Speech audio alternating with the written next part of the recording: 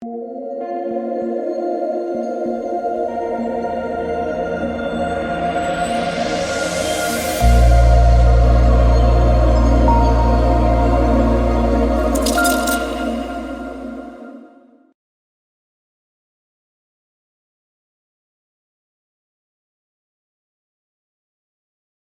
had one pain-free night. One. Right back to excruciating pain. Let me just little story time for you guys. So, Mark Williams was projected for massive ownership, and it made sense. There wasn't a ton of value on the slate, but there was still DNP risk with him, right? 3 of the last 9 games, Richards has been the backup 5 over Mark Williams. 3 games ago, it was Richards. So, wasn't a guarantee he was going to play. So I'm thinking about it. It was literally down to the wire lock. I was like, all right, do I go and eat the chalk with Mark Williams, or do I go to a low-owned Hartenstein as a pivot, or maybe a low-owned Kevin Love? And I'm literally going back and forth. I'm like, you know what? I'm going to keep Mark Williams. No, I'm going to go to Hartenstein. Wait, no, I'm going to go to Love as a contrarian play. I'm back and forth. I'm like, I don't know what to do. If you were in the Patreon stream, you could do. I was like, I don't know what I'm going to do. Ended up going Kevin Love because I was worried about the Mark Williams DNP. But it was just back and forth with Love versus Hartenstein as the pivot that I wanted to go to. I went to Kevin Love because I was scared of a Mark Williams DNP. Kevin Love DNP'd. First DNP of the season. Why not? That is now 3 times in the last 2 weeks I have played someone in single entry that has not played. You're getting really good analysis here. Boucher 2 weeks ago when he just got a random DNP. Hernangomez the other night. And I'm also just wanted to make it. I am so happy that Guillermo Hernangomez is back in the rotation tonight with a fully healthy team. But when I play half the team out, you better believe he's getting a random DNP. And then Kevin Love, I'm worried about the possible Mark Williams DNP. Go to Love as leverage spot. He DNPs. It's just what on earth is that? What is that? And the other pivot, Hartenstein, that was going back and forth, he goes for 40 fantasy points and absolutely smashes. I saw that. I'm just like, come on. You can't, that can't happen. It can't work out like that, right? We're right back to run. No one runs worse. Right? One slate. We had one slate. Now we're right back to it. Right back to reliable. No one running worse than me. I mean, that is just unbelievable. And the really tilting part is, if I went to Hartenstein, I would be having a really good night. I played a low-owned Levine. I stacked the Knicks. I played Paul George, who was fine. I had a pretty solid lineup. But no. Kevin Love, DNP. So painful. So painful. But yeah, that's the recap. So did not cash tonight. So no back-to-back takedowns, unfortunately. And yeah, we move on. We got a 9-game slate to talk about. The sponsor of the video, guys, is Prize Picks. Make sure to use the code DKDFS for 100% match up to $100. Player pop site, really fun. And yeah, if you have any questions, you can always hit me up in the comment section or on Twitter. Had a bad night over on Prize. It was just a bad night overall for me. Bad night on DFS, bad night on Prize Picks. Just shovel some money right into the fire, unfortunately. Right into the incinerator. Not a good feeling. Not a good feeling. But all right, let's talk about this 9-game slate. So we'll start off with Portland and Memphis. Nurkic, Hart, both probable. Expect them to play. Dame's price point's up there, but I still like his ceiling in tournaments. I don't really know if I would go to him in a cash game setting, but I mean, he's playing close to 40 minutes a game. He's kind of doing everything right now for the team. Nurk is definitely just a tournament-only play. The minutes are just not really there for him right now. I mean, he's not a bad point per minute guy, but it's really hard to trust his minutes, so just more of a tournament play. Grant and Simons with Nurkic and Hart back are more just secondary filler plays for me. And then Josh Hart himself is 5.1. Probably would be my favorite secondary Blazer here. Played 35 minutes last game and is the cheapest of the starters. I don't really think I would get to anyone on the bench. Maybe you can consider Eubanks if you think they continue to limit Nurkic. But Yeah, not a ton here from Portland other than the starters. And the Memphis side comes down to Desmond Bane. If Desmond Bane is in, I don't know if there's any standouts here. If Desmond Bane is out, I like Ja a good amount in both formats. He gets a pretty big bump with Desmond Bane off the court. So Ja would look pretty good. And then Dylan Brooks will look a bit better if Bane's out. But we still know he has a low floor. Jaren Jackson will look a little bit better if Bane's out. He had a big game last game, went for 5 blocks and a steal. Clark's price point now is about right. Like, he's going to start and play close to 30 minutes. I still think he's playable. He got massive foul trouble last game, but I still think Clark's fine. Danny Green might play his first game of the season for Memphis. I don't think he would play much, if at all. If there's no Desmond Bane, Zaire Williams most likely starts, but I think we can probably find better value for a bad point per minute guy that probably sees low 20s minutes.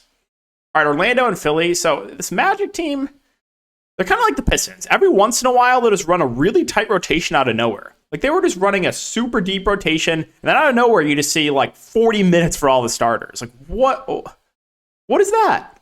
What is that? Also, you have Carter Jr. questionable. I have no idea who would start for him if he's out. They could go Mo Bamba. They could go Bull. They could go Wagner. If I had to guess, if Embiid plays and Carter Jr. sits, I think they would try to throw Mo Bamba on him at the flat min price. So, like, we'll see. Obviously, I'll want to keep an eye on the starting lineup there. But as far as the other Magic starters go, so if you're going to give me, 35 plus minutes from all these guys, and yes, I have some interest. Like, Banchero smashed last game in 37 minutes. You saw 38 minutes for Franz Wagner. Markelle Fultz played 32 minutes. Carter Jr. played a good amount. Like, they just played their main guys a ton. And so I don't really know what to make of that because before that, they were just running a really deep rotation and no one was really seeing big minutes. So kind of tough team to break down. I mean, Gary Harris probably continues to start and plays like mid-20s minutes. He's fine at close to the min salary. But I think my favorite plays for the Magic probably would be if Carter Jr. is out, one of those Valley Bigs, whoever starts. On the Philadelphia side, comes down to Embiid. Pretty simple. If Embiid plays, it's mainly just Embiid and Harden. Secondary plays would be Maxey and Harris, but that's really about it. If Embiid is out, then it changes things. Then Harden becomes one of the best bet-ups in the slate. Then Maxey and Harris look a lot better. Milton look a bit better. If Montrezl Harrell starts, him and Paul Reed would look good. So it's basically the same thing every night with Philly. Washington and Detroit. So Gafford news is somewhat important to keep an eye on. Porzingis gets a bump if he plays the 5. Only played 30 minutes last game, but dealt with massive foul trouble. So I like the ceiling on Porzingis, especially if he starts at the 5 here against Detroit. Kuzma and Beal, more secondary options. Beal not really playing more than 30 minutes. He did have a good game last game for what it's worth. Denny, if there's no Gafford, probably sees around 30 minutes off the bench. He's been playing extremely well. And then you have this combination of like Monty Morris, DeLon Wright, Kendrick Nunn, all kind of splitting guard minutes. Nunn is the cheapest and actually has been playing pretty well for this team, but averaging about 20 minutes a game. I think he's playable with that shooting guard eligibility. On the Detroit side, again, they're right back to running just like a deep rotation. So kind of just tournament teams here. Bogdanovich probably plays the most. He's played 37, 36 minutes the last couple games. I like his ceiling in tournaments, but no one else really playing huge minutes. Ivy got in some foul trouble last game, played somewhat limited minutes. Sadiq Bey probably plays around 30 minutes and is fine.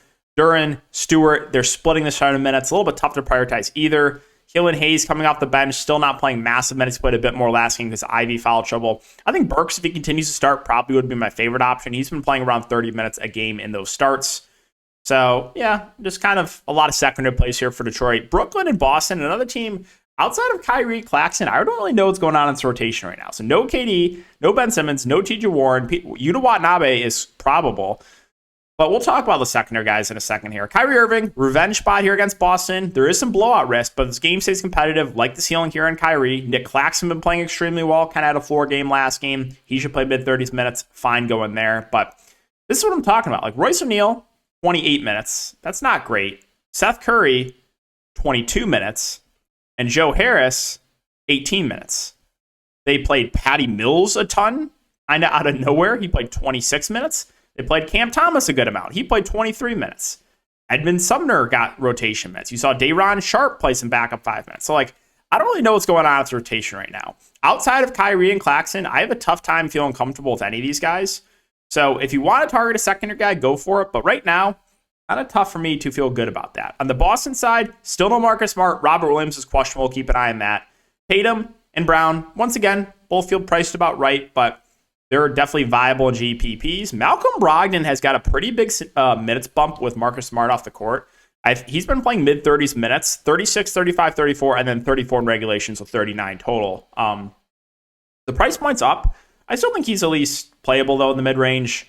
If there's no Robert Williams, maybe Horford looks a little bit better, but he still hasn't been playing a ton of minutes at the 5. White feels priced right. Grant Williams probably plays a bit more if Rob Williams is out, but yeah, nothing really standing out here. If Rob Williams plays himself, kind of like him at 5'5", might be my favorite play, him or Brogdon on the Boston Celtics. Golden State and Minnesota, so I am so incredibly happy for Steph Curry and not tilted whatsoever when I played him at negative ownership here and he got ejected floor game. And the next 2 games, he goes for 66 and 71 fantasy points.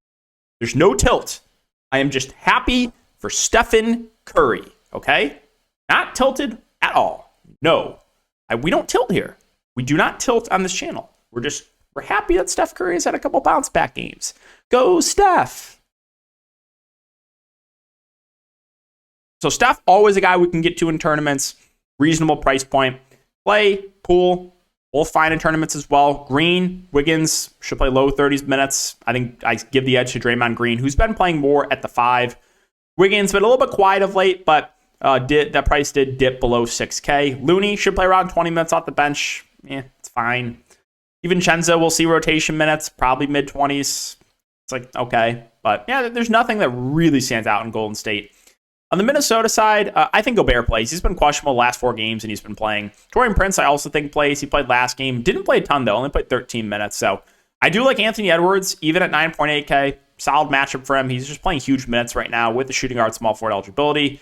D'Lo, if he could have just had a decent game last game, it could have been like I know he had a takedown last night, but it could have been like big money if D'Lo had a good game. But no, we went for 25 fantasy points in 40 minutes. Slow-mo, if he stays out of foul trouble, I mean, he has been playing pretty well. I'm fine with him in the mid-range. McDaniel's another guy that is like always in foul trouble too. Gobert himself, I played him at low ownership last night. It worked out. My worry here is against a small ball Golden State team. Maybe he gets played off the court a little bit. That's my only concern. Jalen Wells, 3-3, played 22 minutes last game. Fine for tournaments. Oklahoma City and Houston. This game's pretty appealing, right? I think the Thunder side looked pretty good. Shea at 10-2, like him in a good matchup. Should play 38-ish minutes. Giddey, the minutes haven't been great. Basically averaging like 30 minutes a game, which is not amazing for a guy at this price point, but he's been playing well. And I don't know why he's not playing more, to be honest. Jalen Williams is 5'3", should play around 30 minutes. He's up and down, but the ceiling is there. If Kenrich Williams continues to start, I like him. He played 33 minutes last game. Just a solid pump for a guy can stuff the stat sheet. So I do like Kenrich if he starts. If Aaron Wiggins starts, we'll see what the ownership is on him. Last slate that I talked about Aaron Wiggins for like 3 hours, how I did not want to play chalk Aaron Wiggins, and I preferred going to a guy like Troy Brown as a pivot. Again, it couldn't have worked out any better with Wiggins getting benched and Troy Brown sealing game going for 40 last night. But if Wiggins continues to start, you can play him. Just be careful because there's never a guarantee with these secondary Thunder guys. If you want to target a bench guy, be my guest. But I just, outside of the main guys and maybe Kenrich Williams if he starts, I don't really feel good about anyone else. Houston. So no KPJ, no Jalen Green. My boy Şengün. I like him even at 8.8K. Last game, only played 30 minutes due to a massive blowout. He should play 35 plus minutes as long as there's no foul trouble. I like him a good amount. The guys in the mid-range, KJ Martin, 5'6", I think is a solid play. Wouldn't call him a priority. Should play around 30 minutes. Jabari Smith, not really been playing well, but he should play low 30s minutes. I think he's certainly in play.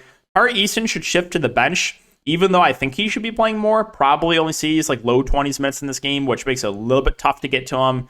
Eric Gordon at 5'3", will be one of the primary ball handlers with Green and KPJ out. He had 7 assists last game. I'm still fine with him at 5'3". And then I don't know who the fifth starter will be. They could go to Knicks. They could go to Christopher. Knicks has been really, really bad in his starts.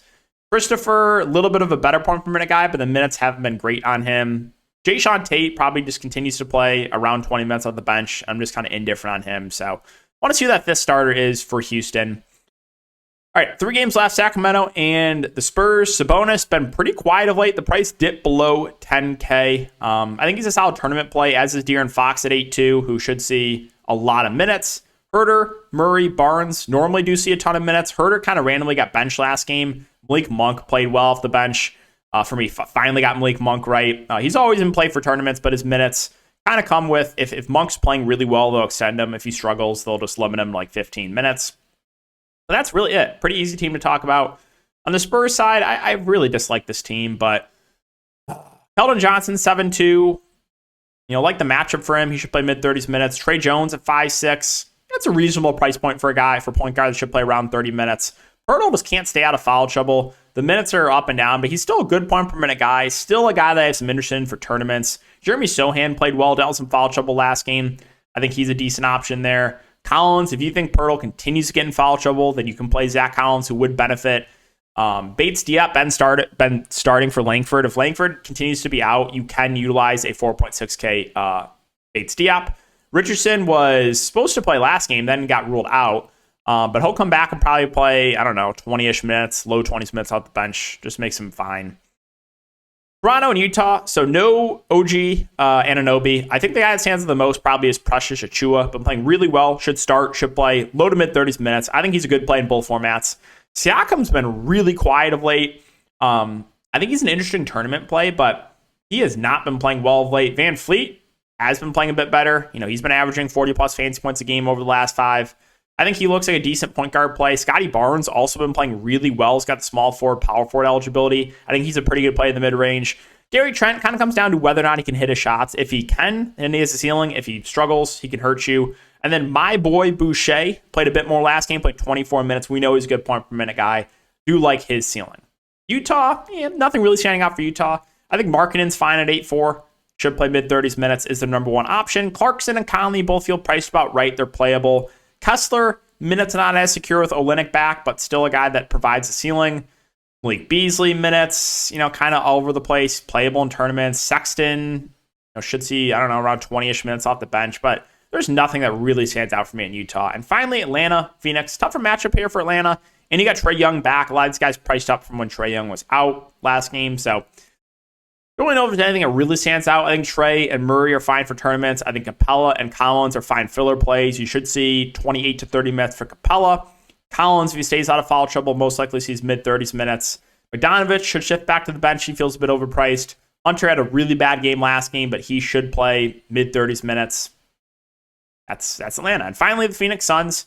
No Devin Booker still. I like Chris Paul at 8-3. Like the matchup for him. He should play mid-30s minutes. I think he's a good play. I like Ayton at 7-8. He should see, low to mid-30s minutes. Should give you a double-double.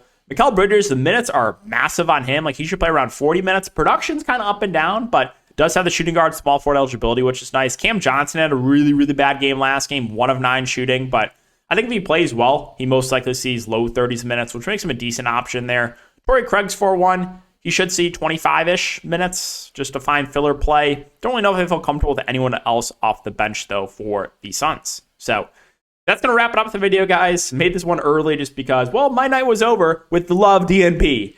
Hope you guys had a better night, and good luck on this slate. Appreciate you guys for watching, as always, and I'll see you in the next video.